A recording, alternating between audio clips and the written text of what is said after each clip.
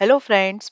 आज का हमारा टॉपिक है asymptotic notations. Okay, but asymptotic notation पढ़ने से पहले आपको कॉम्प्लेक्सिटी पता होनी चाहिए क्या होती है। Time and space complexity. मैंने लास्ट वीडियो जो है वो कॉम्प्लेक्सिटी के ऊपर बनाया था, तो आप ऊपर आई बटन पे क्लिक करके उसको देख सकते हैं। ओके, तो उसके बाद ही आप एसिम्प्टोटिक नोटेशन का ये वाला वीडियो देखिएगा, आपको ज्यादा अच्छे से समझ में आएगा।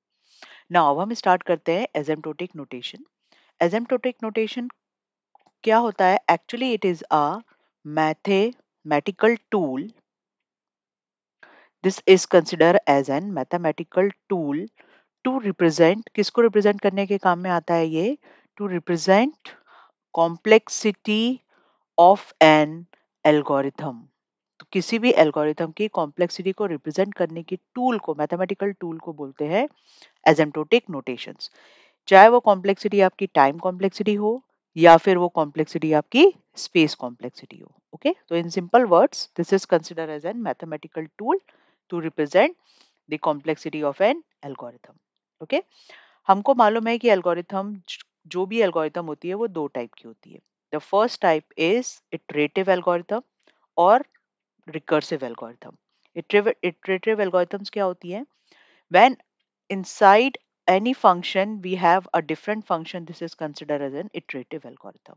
And what is recursive algorithm? When function calls itself within. Okay, this is called as a recursive algorithm. Okay, तो यहाँ पे देखिए ये सेम फंक्शन है, a is calling inside a, this a is calling inside the a. तो when a function is calling itself, this is known as recursive algorithm. और अगर वो इटरेटिव भी नहीं है, रिकर्सिव भी नहीं है, तो उसकी जो ऑर्डर ऑफ कॉम्प्लेक्सिटी है वो क्या है?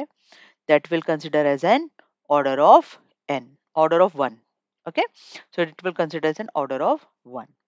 गेटिंग? नाउ हम समझते हैं कि एक्चुअली ये होता क्या है।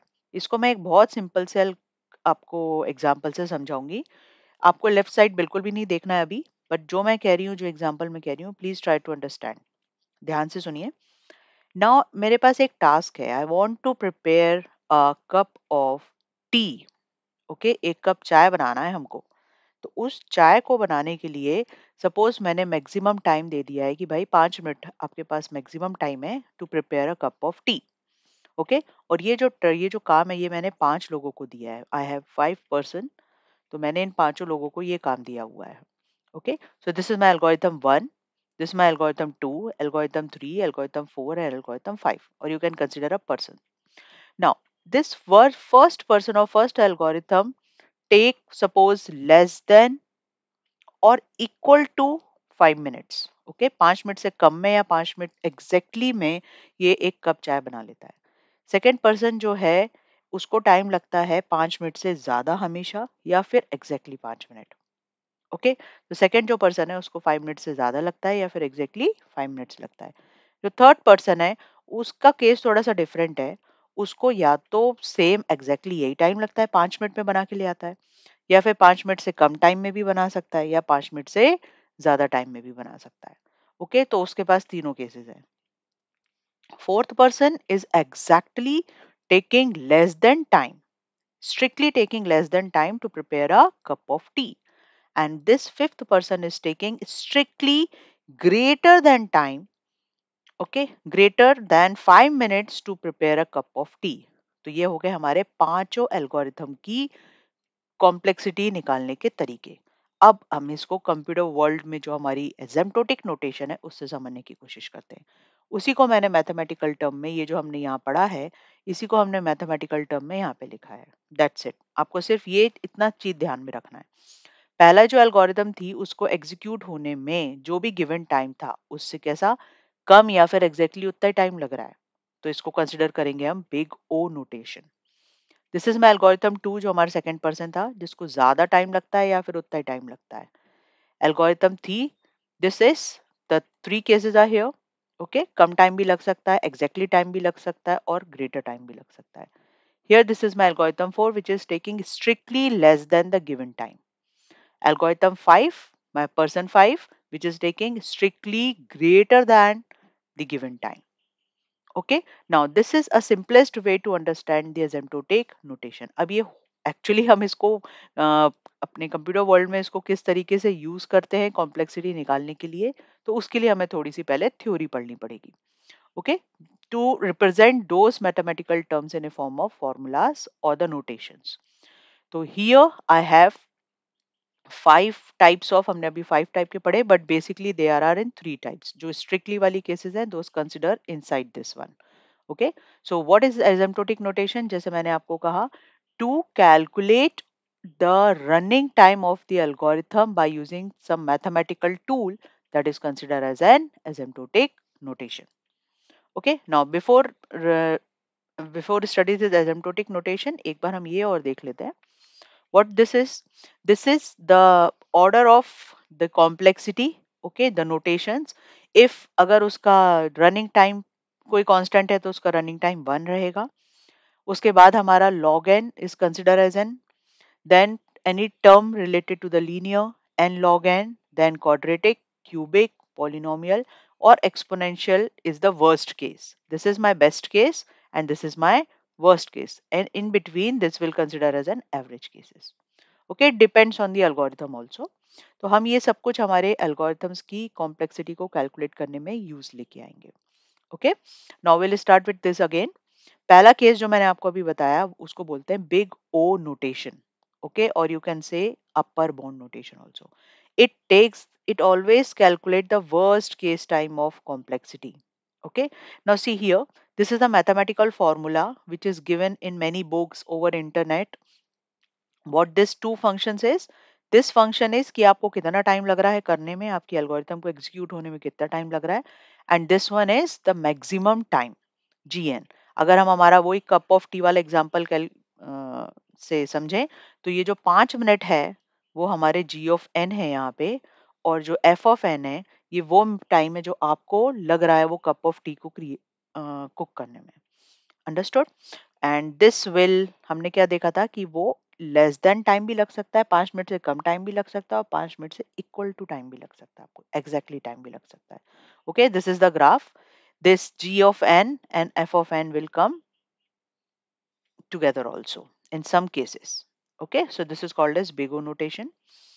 Next notation है हमारा omega notation. It is considered as an best case time complexity notation, or it can consider as an lower bound notation. Okay, mathematical term है ये. अगर हम फिर से उसी वाले एग्जांपल पे जाएं तो हमारा जो वो 5 मिनट था एक कप चाय बनाने के लिए, उससे 5 मिनट से ज्यादा टाइम भी लग सकता है और 5 मिनट के इक्वल टू टाइम भी लग सकता है. Okay, theta notation consider as an the middle one, जिसमें हमको कम टाइम भी लग रहा था, इक्वल टू टाइम भी लग रहा था, और ग्रेटर टाइम भी लग रहा था. Okay, so this is considered as an theta notation. Okay, which is my average case of time complexity. Understood? Now these are the three: big O notation, omega notation, theta notation are the three asymptotic mathematical notations which is used to represent any complexity. Okay, whether it is in time or space. Now अब हम इसके कुछ form examples देखते हैं कि ये होता कैसे है.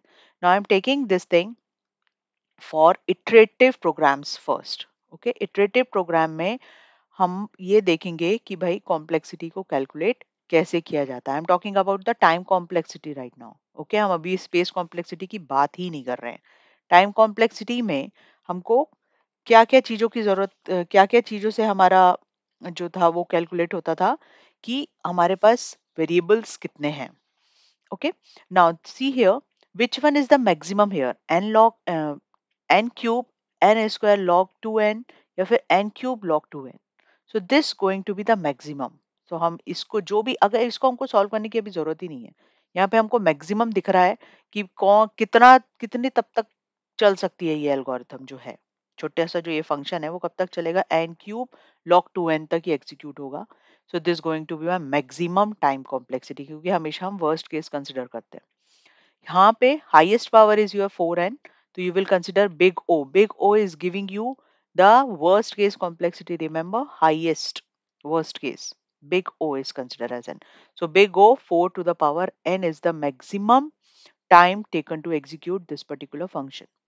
Now here you have certain things. You have two for loop. This for loop is nested for loop. Okay. This for loop is running up to where? N divided by 2. That means it is running up to n by 2 times. Here it is n square. क्योंकि ये nested है तो it will going to be square multiplication. So it will consider as an after calculation you have a order of complexity of big O n power 3. Okay. Now here in this case you have only one for loop. कितनी बार ये Ram print होगा? Ram print up to n times. तो कितनी बार execute होगा भाई? ये दोनों statements जो है ये कितनी बार एग्जीक्यूट होंगे? ओके ये लूपिंग स्टेटमेंट एग्जीक्यूट होगा वर्स्ट केस में ऑर्डर ऑफ n टाइम्स और ये प्रिंट होगा हमेशा n टाइम्स प्रिंट होगा ये राम. तो हमको मैक्सिमम कंसिडर करना है. ये लूप जाएगा हमारा 1 to n लिखा हुआ है. मैक्सिमम जाएगा ये n तक. Ram will print up to n times. Understood? So the complexity will be order of n. Clear हुआ? अब हम इसके और examples देखते हैं. Now see, this is one of the example. Again, I have two for loops, nested for loops. अब ध्यान से देखो, मुझे ये initialization से कोई मतलब नहीं है time complexity में. कितने भी वेरिएबल यूज करो, कितने फंक्शंस हैं, कितने लूपिंग स्टेटमेंट्स हैं, हमको उस पर कंसंट्रेशन करना है. Okay, so this is my looping 1. it goes up to maximum n times. This is also going to up to n times. इन दोनों का हम देखें तो ये हो जाएगा n into n. मतलब ये मुझे कितना दे रहा है? n square. So what is my time complexity for this particular algorithm? It going up to order of n square. Clear हुआ सभी को? Okay. So next is, now see, this particular goes up to n by 2. So by 2 is a constant one.